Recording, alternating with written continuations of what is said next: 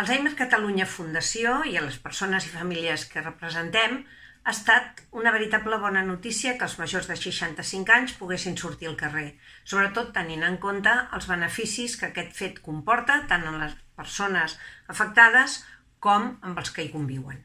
Sortir al carrer trenca amb la monotonia del domicili, ens obre el contacte amb l'exterior.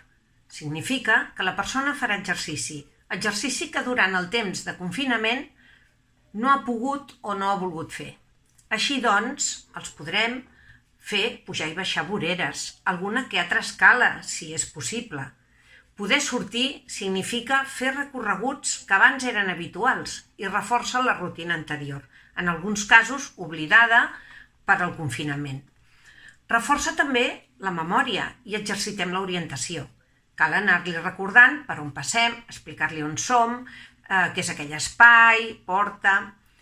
El fet de sortir, canviar d'entorn, fer exercici físic, encara que només sigui caminar o assegut des d'una cadira, veure altres referències, baixa la seva inquietud. Pot canviar el seu estat d'ànim. Al tornar a casa és com si l'ambient s'hagués renovat.